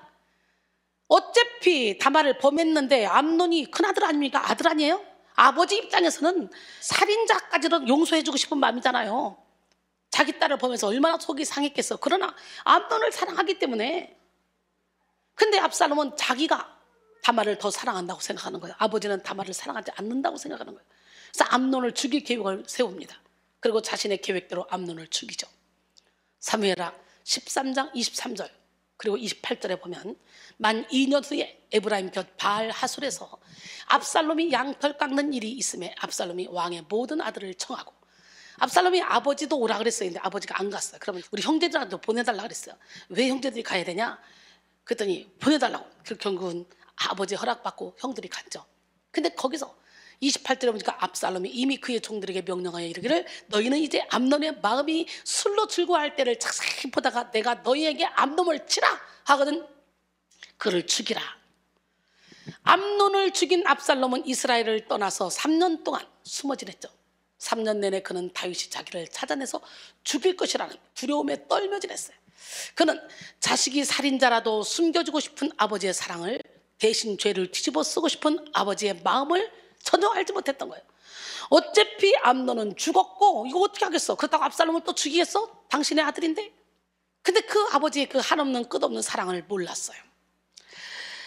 사무엘하 13장 39절 다윗 왕의 마음이 압살롬을 향하여 간절하니 암논은 이미 죽었으므로 왕이 위로를 받았습니다. 결국 압살롬은 쿠데타를 일으켜 아버지 다윗의 왕위를 찬탈하려 하다가 다윗의 신하 요압에게 처참하게 죽임을 당하죠. 어떻게 해서든지 압살롬을 살리려 했던 다윗은 압살롬이 죽었다는 말을 듣고 비통한 심정으로 울었습니다. 사무엘하 18장 33절 왕의 마음이 심히 아파 문 위층으로 올라가서 우니라. 그가 올라갈 때 말하기를 내 아들 압살롬아, 내 아들 압살롬아, 차라리 내가 죽었으면 좋았을걸. 차라리 내가 너를 대신하여 죽었더라면. 압살롬 내 아들아 하면서 웁니다. 그러나 압살롬은 끝까지 그 아버지의 사랑을 깨닫지 못했잖아요. 자기 생각을 주장하는 교만이 오해의 상처를 해결할 기회를 빼앗았기 때문에. 그러므로 우리는 사랑할 때 자기 틀을 다 깨뜨리고 상대방의 입장을 헤아리는 겸손으로 나가야 됩니다. 세 번째, 사랑하는 숨은 죄책감. 여러분, 좋은 죄책감은 바로바로 회개하고 고치니까 좋은 거예요. 죄를 져놓고도 죄책감이 전혀 없다, 이건 양심에 와인 맞은 거지. 그러나 죄책감에 매일 필요는 없는 거예요. 왜? 이미 하나님이 다 해결해 놓으셨기 때문에. 할렐루야. 예, 사랑 안에 죄책감이 있으면요, 사랑의 이 본질이 훼손되기 때문에 건강한 관계를 유지할 수가 없어요. 자녀에게 죄책감이 큰 부모는 시종일관 자녀에게 미안해하며 자녀를 올바른 길로 인도할 수가 없어요. 배우자에게 죄책감이 큰 사람은 매사에 기가 죽어서 배우자와 편안한 관계를 이루지 못합니다. 이런 사람은 자녀가 잘못해도 우리 자녀가 얼마나 마음이 힘들면 그랬을까? 내가 잘해주지 못해서 그런 것이지 뭐. 내가 혼내면 우리 아이가 얼마나 속상할까? 라는 잘못된 생각을 가지고 제대로 된 훈육을 하지 못합니다. 또 배우자가 갑의 위치에서 자신을 대해도 내가 잘못한 게 많아서 그래, 이 사람이 이러는 것은 당연해 라는 생각에 쌓여 계속 엇나가는 관계를 지속합니다. 이 외에도 죄책감이 큰 사람들은 나에게 불만이 많아, 저 사람들은 날 싫어할걸, 나는 이 일을 하기에 충분한 사람이 아니야, 나는 주변 사람들을 실망시켰어 라고 생각하기에 건강한 관계를 유지하기가 힘듭니다. 하지만 과거의 잘못은 뉘우치고 돌이켰으면 끝난 것입니다. 계속해서 죄책감에 끌려다닐 필요가 없는 거예요. 죄책감은 하나님이 주시는 것이 아닙니다. 악한 영이 우리의 죄책감을 이용해서 하나님의 자녀로 살아가지 못하도록 장난치는 거예요. 오늘날 그리스도인이 교회에서 신앙생활을 하는데 큰 걸림돌 중 하나도 바로 죄책감입니다. 하나님께서 과연 내 죄를 용서하셨을까? 라는 생각으로 너무 많은 시간을 수치심을 안고 괴로워하죠. 죄를 지으면서도 자신이 죄를 지은 것도 모른 채 살아가는 것도 문제지만 죄책감 때문에 괴로워하는 것도 문제입니다. 둘 다 하나님과의 관계를 멀어지게 하기 때문이에요. 여러분, 그가 찔리면 우리의 허물 때문이요 그가 상하면 우리의 죄악 때문이라. 그가 징계를 받음으로 우리는 평안을 누리고 그가 채찍에 맞음으로 우리는 나음을 입었도다. 예수님의 십자가에서 이미 우리의 모든 죄, 원죄, 자범죄, 과거에 지은 죄, 조상들이 지은 죄, 현재 짓고 있는 죄, 앞으로 지을 죄까지 다 해결해 놓으셨어. 그러니까 우리 예수 안에서 새로운 피조물이 된 거예요. 고린도서 5장 17절에 그런즉 누구든지 그리스도 안에 있으면 새로운 피조물이다. 이전 것은 지나갔으니 보라 새 것이 되었도다. 오늘 본문의 베드로는 이런 죄책감에 갇혀서 예수님을 향한 사랑을 포기하기까지 이르렀던 사람입니다. 본래 베드로는 누구보다 예수님을 뜨겁게 사랑했습니다. 그는 처음부터 나를 따라오라 말씀하신 예수님의 부르심에 즉각적으로 순종했잖아요. 마태복음 4장 18절로 20절. 갈릴리 해변에 다니시다가 두 형제 곧 베드로로 하는 시몬과 그의 형제 안드레가 바다에 그물 던지는 걸 보시니 그들은 어부라. 말씀하시되 나를 따라오라 내가 너희를 사람 낚는 어부가 되게 하리라 하시니 그들이 곧 그물을 버려두고 예수를 따르니라. 할렐루야. 베드로에게 예수님은요 인생의 전부와 같은 존재였습니다. 그는 예수님의 공생의 기간 동안 예수님의 수제자로서 사랑을 받으며 누구보다 열정적으로 예수님을 따랐어요. 한밤중이라도 물 위라도 예수님만 보이면 거침없이 예수님께 나갔던 사람이에요. 마태복음 14장 28절로 29절. 베드로가 대답하여 이르되 주여 만일 주님이시거든 나를 명하여 물 위로 오라 하소서 하니 오라 하시니 베드로가 배에서 내려 물 위로 걸어서 예수께로 가되. 막 물이든 뭐든 그냥 예수님만 보이면 거침없이 갔던 사람 아닙니까? 뿐만 아니라 베드로는 가장 먼저 주님을 그리스도라고 고백한 사람 아닙니까? 마태복음 16장 15절로 19절. 이르시되 너희는 나를 누구라 하느냐? 시몬 베드로가 대답하여 이르되 주는 그리스도시요 살아계신 하나님의 아들이시니라. 예수께서 대답하여 이르시되 바요나 시몬아 내가 복이 있도다. 이를 내게 알게 하니는 혈육이 아니오 하늘에 계신데 아버지시니라. 또 내가 내게 이르노니 너는 베드로라. 내가 이 반석 위에 내 교회를 세우리니 음부의 권세가 이기지 못하리라. 내가 천국 열쇠를 내게 주리니 내가 땅에서 무엇인지 매면 하늘에서도 매일 것이요 내가 땅에서 무엇인지 풀면 하늘에서도 풀리리라 하시고. 할렐루야. 모두가 예수님을 버릴지라도 자신만큼은 예수님을 떠나지 않겠다고 호언장담을 하기도 했잖아요. 마태복음 26장 33절에 베드로가 대답하여 이르되 모두 주를 버릴지라도 나는 결코 버리지 않겠나이다. 이런 베드로의 고백은 진심이었습니다. 베드로는 불같은 열정으로 예수님을 사랑했고 죽기까지 예수님과 함께할 마음이 있었어요. 근데 문제는 뭐예요? 열정은 있었는데 내면이 약했다는 거지. 결코 주를 버리지 않겠다고 결단한 베드로에게 예수님은 네가 나를 배반할걸? 새벽다고 울기 전에 나를 3번 부인할걸? 주님은 예언하셨습니다. 마태복음 26장 34절에 예수께서 이르시되 내가 진실로 내게 이르노니 오늘 밤 닭 울기 전에 네가 3번 날 부인하리라. 이 말을 들은 베드로는 펄펄 뜁니다. 펄쩍 뛰어요. 이제는 주와 함께 죽을지언정 절대로 주를 부인하지 않겠습니다 라고 말합니다. 마태복음 26장 35절. 베드로가 이르되 내가 주와 함께 죽을지언정 주를 부인하지 않겠나이다 하고 모든 제자도 그와 같이 말하니라. 이때까지만 해도 베드로는 예수님을 향한 자신의 사랑을 의심하지 않았어요. 그는 자신의 사랑에 자신이 있었습니다. 자신이 있었어요. 자신의 사랑에. 내가 예수님을 이렇게 사랑하는데 자신이 있어요. 하지만 몇 시간 지나지 않아 베드로의 사랑 안에 숨어있던 인간적인 두려움과 나약함은 본색을 드러냈어요. 존 웨슬리는 사람을 자연인의 상태, 율법적인 상태, 복음적인 상태로 구분했는데요. 자연인의 상태에 있던 베드로가 이제 곧 율법적인 상태로 들어가게 된 것입니다. 웨슬리에 의하면 자연인은 자신의 죄악과 문제를 모르기 때문에 괴로움도 고민도 없는 상태이고요. 율법적 상태는 자신의 죄를 알기 때문에 죄 때문에 괴로워하고 고민하며 죄와 싸우는 상태이고요. 복음적 상태는 하나님의 은혜로 죄와 싸워서 이기고 정복하는 그런 상태입니다. 로마서 7장 보면은 사도 바울이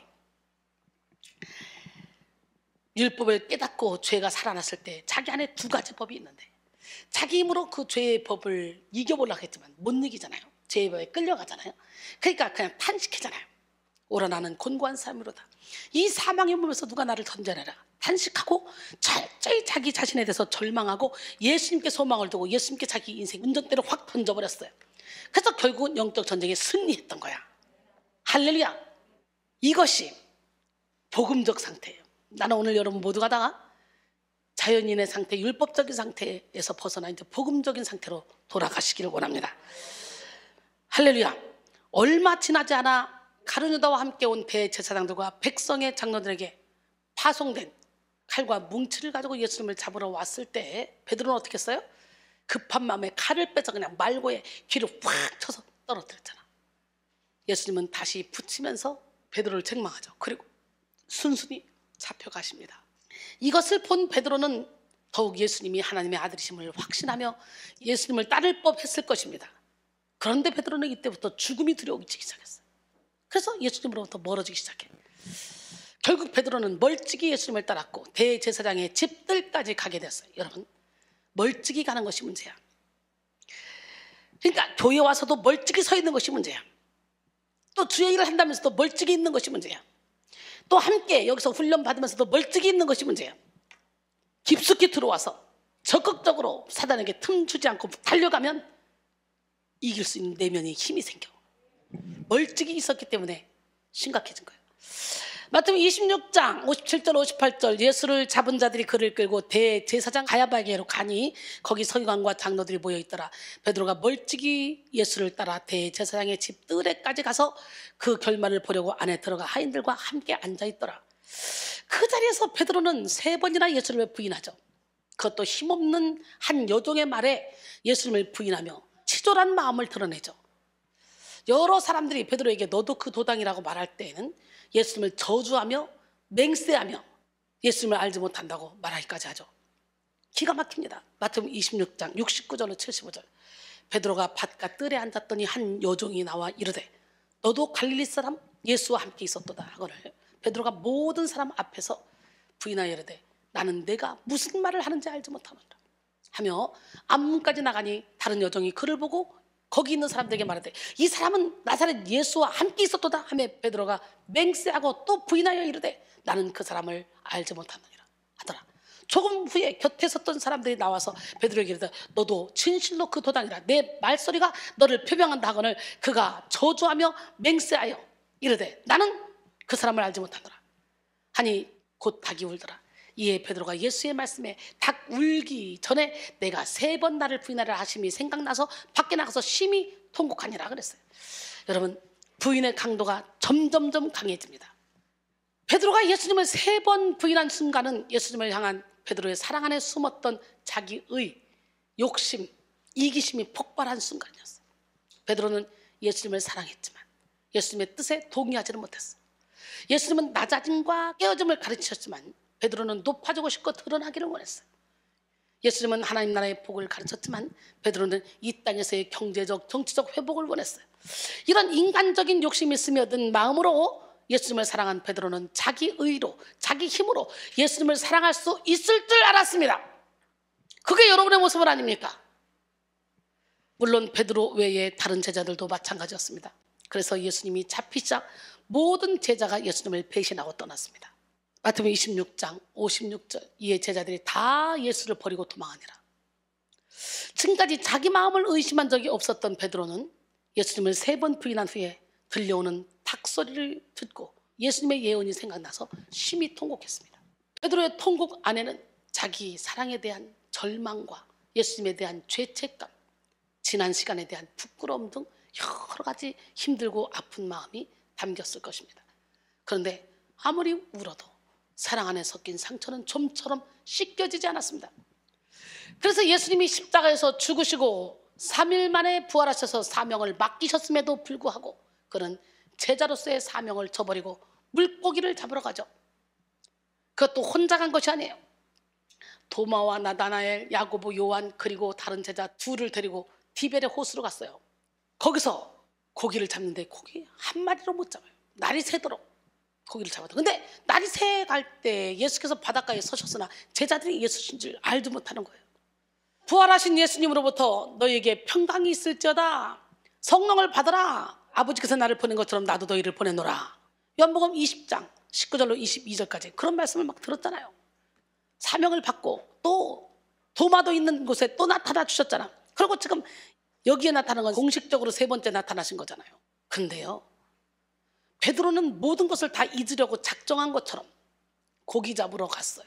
고기 잡으러 도피한 베드로의 마음 안에는 두려움과 죄책감, 막연함과 좌절감, 낙심과 그런 절망 같은 무거운 상처가 가득했을 것입니다.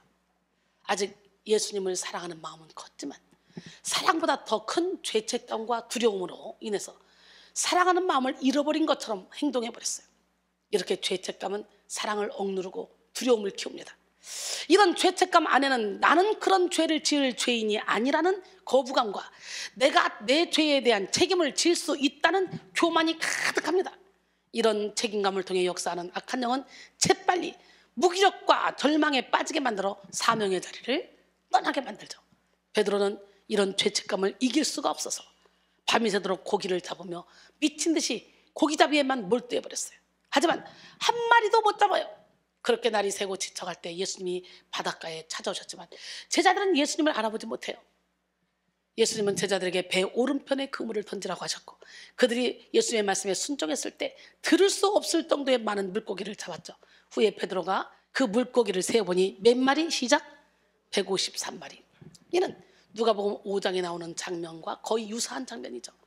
제자들은 주님께 부름받을 때와 거의 유사하게 깊은 곳에 그물을 내림으로 고기를 가득 잡는 상황을 경험함으로 처음 부르심에 순종하던 그날을 떠올렸을 것입니다. 그런데 그들은 고기를 잡을 때까지도 예수님을 알아보지 못했다는 거예요.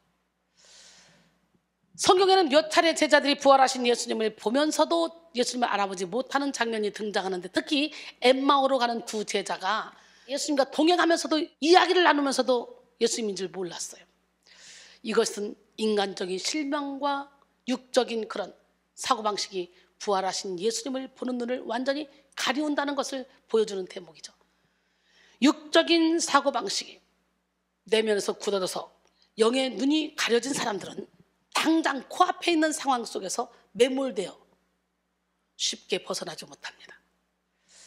예수님과 3년이나 동거동락하면서 함께 지냈으면서도 자신의 생각을 내려놓지 못하면 주변을 돌아보지 못하고 경주마처럼 좁은 시야만 가지고 자신의 목표점을 향해 달려가게 되는 거예요. 자신의 생각을 벗어나 부활하신 예수님이 찾아오신 것을 보지 못하는 것입니다. 한참 후에 요한이 예수님을 알아보고 베드로에게 주님이시라고 말했어요. 이 말을 들은 베드로는 놀라서 바다로 막 뛰어내립니다. 주님이시라고? 요한복음 21장 7절에 예수께서 사랑하시는 그 제자가 베드로에게 이르되 주님이시라 하니 시몬 베드로가 벗고 있다가 주님이라 하는 말을 듣고 겉옷을 두른 후에 바다로 뛰어내린지라. 베드로는 거침이 없어요. 주님만 보면 바다고 뭐고 물이고 바다고 관계없어. 막 가는 거예요 그냥. 이후에 예수님은 제자들을 불러서 숯불 위에 생선과 떡이 있는 배경을 두고 지금 잡은 생선을 가져오라고 하셨습니다. 그리고 지친 제자들에게 조반을 먹으라고 하셨어요. 이제는 모든 제자들이 예수님인 것을 알고 당신이 누구냐고 감히 묻지 않았습니다. 예수님이 주시는 생선과 떡을 먹은 베드로는 여러 가지 생각이 들었을 거예요. 예수님과 3년을 동거동락하면서 자주 경험했던 식사 때의 일을 떠올렸을 것이고 예수님 앞에서 자신의 마음을 호언장담했던 때를 기억했을 것입니다. 뿐만 아니라 예수님을 3번이나 부인한 그런 자신의 모습이 생생하게 기억나서 순간순간 낯이 붉어졌을 것입니다. 더군다나 베드로의 눈앞에 보이는 숯불은 베드로의 양심을 더욱더 자극했을 거예요. 신약 성경에 숯불이라고 하는 것은 단 2번밖에 나오지 않습니다. 하나는 개역 한글 요한복음 18장 18절에 있는 대로 대제사장 집들에서 베드로가 쬐고 있던 불이 바로 숯불입니다.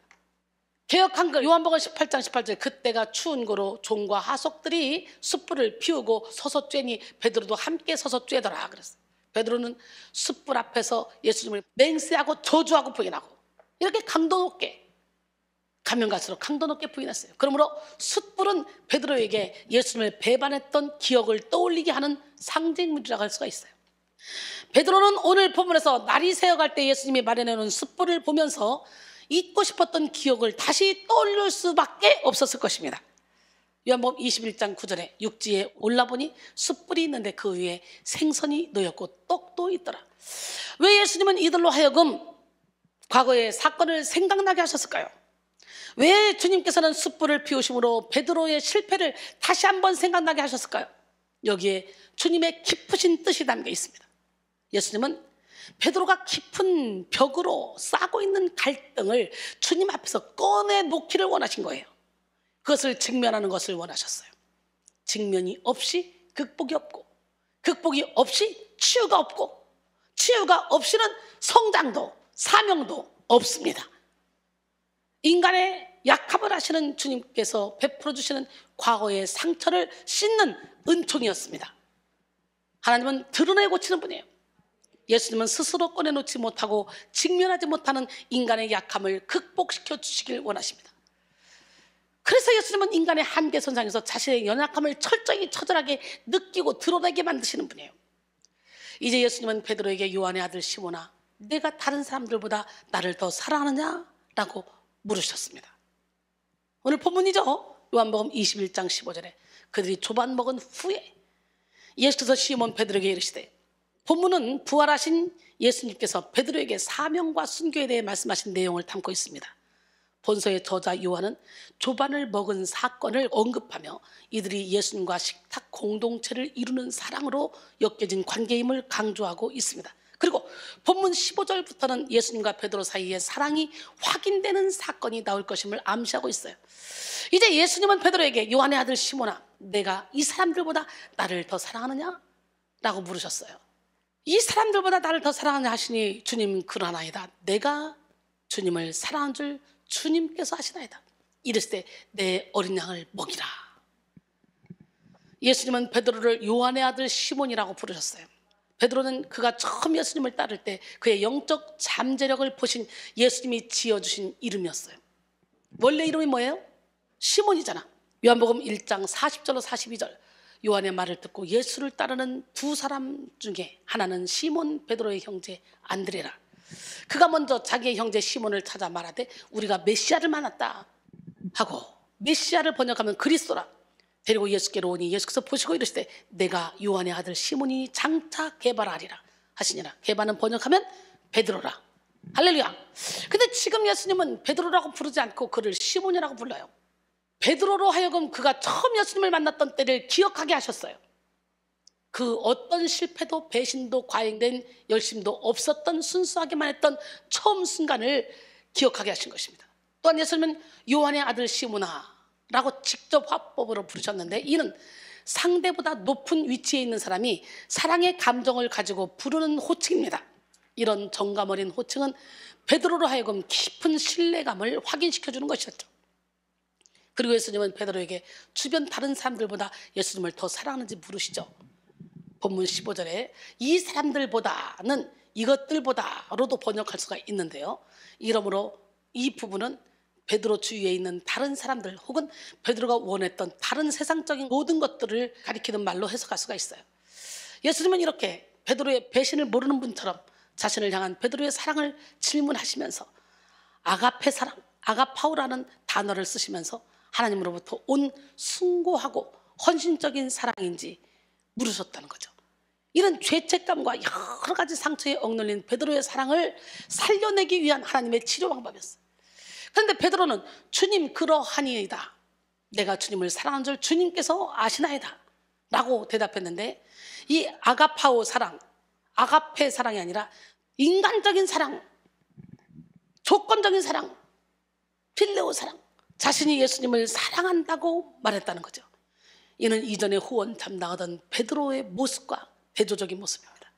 치명적인 실패로 깊은 죄책감에 빠진 베드로는 이와 같이 소극적인 방법으로 예수님 향해 자신의 마음을 고백했어요. 그리고 대답을 들은 예수님은 내 어린 양을 먹이라 라고 말씀하셔요. 어린 양을 먹이는 것은 선한 목자이신 예수님이 행하신 일입니다. 주님은 지금 베드로에게 예수님이 하셨던 일을 맡기고 계신 거예요. 자신은 이제 예수님의 제자로서 적합하지 않다고 여겨 물고기를 잡던 베드로에게 예수님은 다시 사명을 주심으로 그를 용서하시고 여전히 그를 사랑하시고 기대하고 계시다는 것을 보여주셨습니다. 이어서 예수님 한 번 더 부르시죠. 16절에 또 두 번째 이르시되 요한의 아들 시몬아, 내가 나를 사랑하느냐 하시니 이르되 주님 그러나이다, 내가 주님을 사랑하는 줄 주님께서 아시나이다. 이르시되 내 양을 치라. 이번에도 주님은 요한의 아들 시몬이라고 부르시며 첫 번째 질문과 달리 다른 사람들과 비교하지 않고 그저 베드로가 주님을 사랑하는가만을 질문하셨어. 이제 비교의 차원이 아니라 절대적인 차원에서의 사랑, 아가파오의 사랑을 질문하시는 것입니다. 그런데 이번에도 베드로는 내가 주를 사랑한 줄 주님께서 아시나이다 라고 표현하며 소극적인 방식으로 필레오의 사랑을 고백하는 답을 했습니다. 그만큼 베드로에게 죄책감이 컸고 좌절의 깊이가 깊었던 것을 보여줍니다. 그러나 이번에도 주님은요, 내 양을 치라고 말씀하시면서 다시 사명을 주십니다.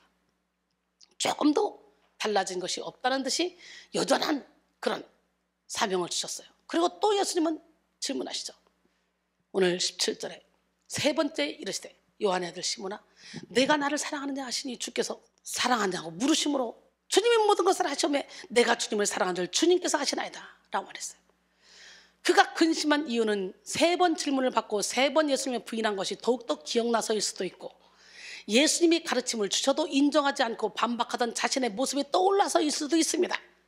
베드로는 종종 예수님이 말씀하셔도 그리 되지 않을 것이라고 말했었습니다. 심지어 내가 죽었다가 3일 만에 살아날 거야 막 항변을 하잖아요. 그럴 수 없다고, 안 된다고. 그러면서 주님의 말씀을 거슬기도 하죠. 마태복음 16장 21절 22절 이때로부터 예수 그리스도께서 자기가 예루살렘에 올라가 장로들과 대제사장들과 서기관들에게 많은 고난을 당하고 죽임을 당하고 제3일에 살아나야 할 것을 제자들에게 비로소 나타내시니 베드로가 예수를 붙들고 항변하여 이르되 주여 그리마옵소서 이 일이 결코 주께 미치지 아니하리이다. 그런데 이제 베드로는 주님이 모든 것을 아신다는 태도를 취하며 자신 안에 있는 이 부끄러운 마음에도 불구하고 자신이 예수님을 사랑하는 것도 예수님이 다 알고 계신다는 것을 고백합니다. 이제 베드로는 예수님보다 앞섰던 자기 의와 이론이 깨어진 채로 창조주의자 구세주인 예수 그리스도의 통치를 받는 피조물로 순종적인 자세를 취한 것입니다. 예수님이 이런 베드로에게 다시 한번 내 양을 먹이라 말씀하시며 사명을 주셨고 구체적인 사명의 모습을 말씀하셨습니다. 오늘 본문 18절이죠. 내가 진실로 진실로 너에게 이르노니 내가 젊어서는 스스로 띠띠고 원하는 곳으로 다녔거니와 늙어서는 내 팔을 벌리리니 남이 내게 띠띠우고 원하지 아니하는 곳으로 데려가리라. 여기서 진실로 진실로에 해당하는 헬라어 아멘, 아멘은 확실히 확실히라는 의미인데요, 이런 특이한 표현은 요한복음에서만 25번 사용됐어요. 이 표현이 사용될 때는 진리 대신 예수님께서 자신이 증거하실 내용의 중요성과 진실성을 강조할 때 본론에 들어가기 앞서 사용하셨던 관용적 표현입니다. 즉, 이 진실로, 진실로라는 표현은 증거의 진실성, 선포의 신적 권위를 나타낼 때 사용하는 것이죠. 예수님께서는 이어서 베드로를 향해 내 팔을 벌리리니 라고 말씀하셨는데, 여기서 내 팔에 해당하는 이 케이라스는 복수형으로 사용됨으로써 베드로가 양팔을 벌리고 십자가에 못 박혀 죽는 것을 암시해 주는 거예요. 예수님의 무한한 사랑과 용서로 사랑 속에 숨은 상처를 치료받은 베드로는 이제 스스로 띠띠고 원하는 곳으로 다니는 삶이 아니라 사명에 이끌리는 삶을 살게 될 것이라는 예수님의 말씀을 들었습니다.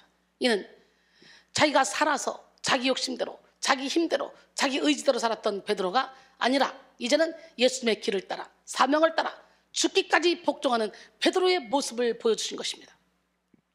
이렇게 예수님은 베드로의 상처를 치료하시고 베드로를 자유롭게 해주셨습니다.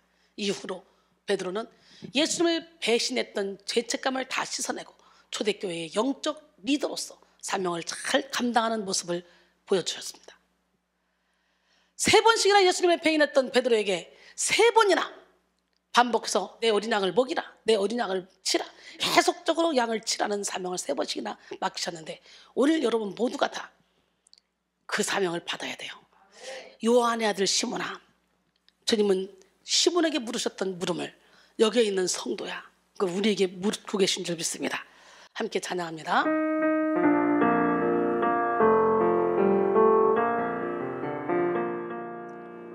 여기에 있는 성도야, 내가 다른 사람들보다 나를 더 사랑하느냐 하고 주님이 물으시네. 여기에 있는 순이야, 내가 다른 사람들보다 나를 더 사랑하느냐 하고 주님이 물으시네. 그때 나는 주께 대답했네. 내가 주를 사랑하는지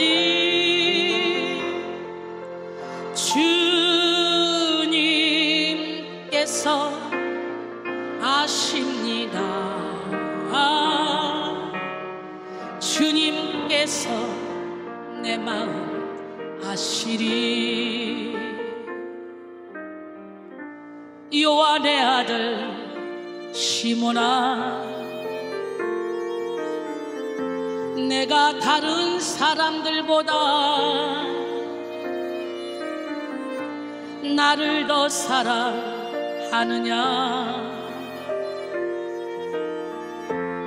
하고 주님이 물으셨네. 그때 나는 주께 대답했네. 내가 주를 사랑하는지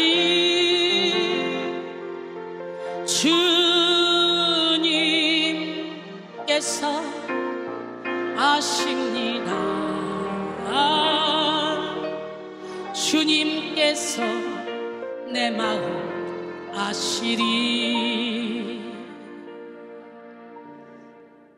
할렐루야. 예수님은 3번이나 예수님을 배신했던 베드로에게 야단을 친 것이 아니라 가서 3번이나 네가 날 사랑하냐? 베드로의 상처를 끄집어내면서 어린 양을 먹이라는 사명을 맡기죠. 그 목적은 비록 과거에는 예수님을 배반했을지라도 앞으로 맡기시는 그 어린 양에 대해서 철저히 사랑으로 돌봐야 함을 가르치기 위함입니다. 이런 가르침을 받고 그는 베드로전서에서 이렇게 기록했어요. 베드로전서 5장 2절로 4절. 너희 중에 있는 하나님의 양무리를 치되 억지로 하지 말고 하나님의 뜻을 따라 자원함으로 하며 더러운 이득을 위하여 하지 말고 기꺼이 하며 많은 자들에게 주장하는 자세를 하지 말고 양무리의 본이 되라. 그리하면 목자장이 나타나실 때에 시들지 아니하는 영광의 관을 얻으리라 그랬어요. 결국 베드로는 이후에 예수님의 명령에 철저히 순종했고 전설에 의하면 실제로 그가 십자가에 거꾸로 매달려 죽기까지 복음을 전하며 양들을 위해 헌신하다가 순교했다고 전해집니다. 어떻게 예수님이 이렇게 매달렸는데 내가 이렇게 할 수 있냐? 나는 거꾸로 매달려줘라. 대단한 믿음을 갖고 있잖아요. 오늘 우리도 예수 그리스도의 섬세하고 무한한 사랑을 의지하여 사랑 속에 숨은 상처를 치료받고 영혼을 살리는 사랑, 사명을 감당하는 사랑을 해야 됩니다. 결론적으로 사랑하는 성도 여러분, 사랑 속에 숨은 상처 치료는 사랑의 본질을 살려내고 사명을 이루는 힘을 극대화시킵니다. 온전하게 치료된 상처는 자유로운 삶으로 드러나고 사명에 집중하는 삶으로 나타납니다. 이 시간 사랑 안에 숨은 열등감, 사랑 안에 숨은 오해, 사랑 안에 숨은 죄책감을 다 치료받는 기적의 주인공이 되기로 합니다. 사랑을 왜곡시키고 변질시키는 모든 상처를 다 치료받고 진리와 함께 기뻐하는 삶을 살아가며 진리와 함께 기뻐하는 사랑을 합시다. 이 시간 여러분 모두가 사랑 속에 숨은 상처를 치료받고 사랑의 능력으로 자유를 누리며 사명을 감당하는 위대한 삶을 사는 기적의 주인공들이 되기를 주님의 이름으로 축원합니다. 오늘 여러분 모두가 다 숨은 상처 다 치료받은 줄 믿습니다. 아직까지 덜 치료받았으면 오늘 빛을 받으셔서 여러분 숨은 상처, 여러분 자신도 모르는 무의식 속에 있는 상처까지도 다 치료받는 기적의 시간이 되기를 원합니다. 마음문을 활짝 열 때 하나님 빛으로 확 들어가셔서 여러분 안에 이 모든 어둠을 몰아내고 여러분 영혼 깊은 곳에서부터 생수가 터지게 만들고 빛을 막 발하셔서 우리는 그 주님의 빛을 발하는 반사체잖아요. 오늘 너희는 세상의 빛이라 산에 있는 동네가 숨겨지지 못할 것이요 사람이 등불을 켜서 말 아래 두지 아니하고 등경에 쓰나니 이러므로 집안 모든 사람에게 빛이 내리라 말씀하신 것처럼 우리 모두 다 세상의 빛을 발함으로 이와 같이 많은 사람이 너희의 착한 행실을 보고 하늘 계신 너희 아버지께 영광 돌리게 하라. 그런 것처럼 우리 삶에서 열매를 맺고 빛을 발하는 기적의 주인공이 됩시다. 우리는 아무것도 아니지만 우리 안에 예수님의 사랑의 너비와 길이와 높이와 깊이가 어떠한지 깨닫기만 하면 우리는 사랑으로 충만해져서 많은 영혼을 사랑 가운데로 인도하는 축복의 통로가 될 줄 믿습니다. 예, 사랑하고 살아도 모자란 세상 우리 함께 찬양합니다.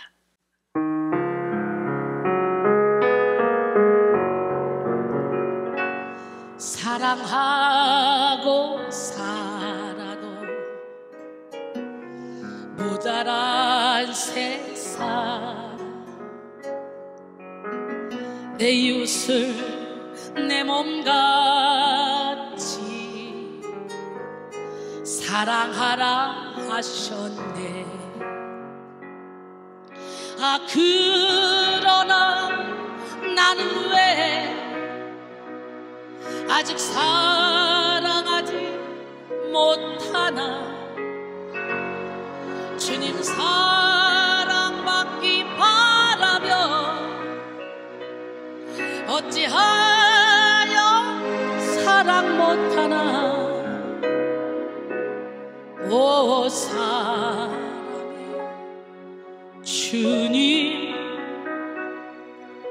나도 사랑하게 하소서. 한 번 더.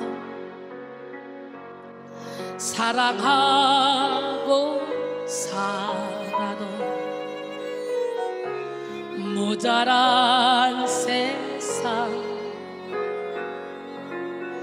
내 이웃을 내 몸같이 사랑하라 하셨네. 아, 그러나 나는 왜 아직 사랑하지 못하나. 주님 사랑받기 바라며 어찌하여 사랑 못하나. 오 사랑의 주님, 나도 사랑하게 하소서. 용서하며 살아도 부족한 세상, 너희 중에 죄 없는 자 돌로 치라 하셨네. 아, 그러나 나는 왜 아직 용서하지 못하나. 주님 용서받기 바라며 어찌하여 용서 못하나. 오 평화의 주님, 나도 용서하게 하소서. 손을 잡고 살아도 힘이 든 세상, 서로 힘이 되어 걸어가라 하셨네. 아, 그러나 나는 왜 아직 손을 잡지 못하나. 주님 내 손 잡기 바라며 어찌하여 잡지 못하나. 오 자비의 주님, 나도 손을 잡게 하소서. 아멘. 나의 사랑, 나의 어여쁜 자여, 일어나 함께 가자. 주님 계신 곳으로, 영원한 천국으로 우리 함께 찬양해 볼까요? 예.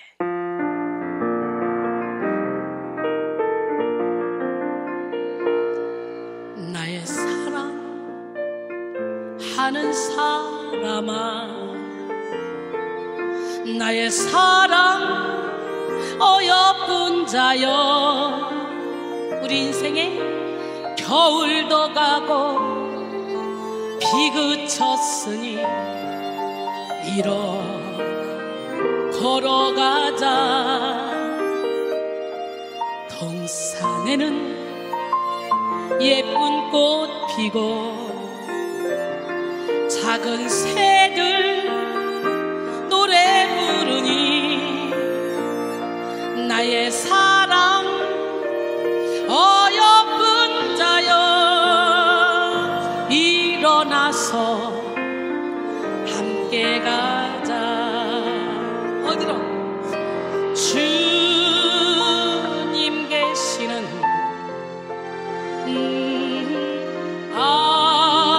아름다운 곳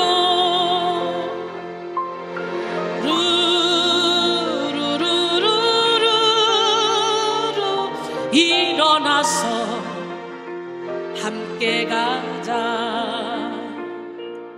우리 모두 주님 안에서 사랑으로 맺은 형제니 고난이 오고 시험 닥쳐도 손잡고 함께 가자. 우리 주님 우리를 향해 서로 사랑하라셨으니 우리 서로 사랑하며 손을 잡고 함께 가자. 돌아갈 거야. 주님 계신 곳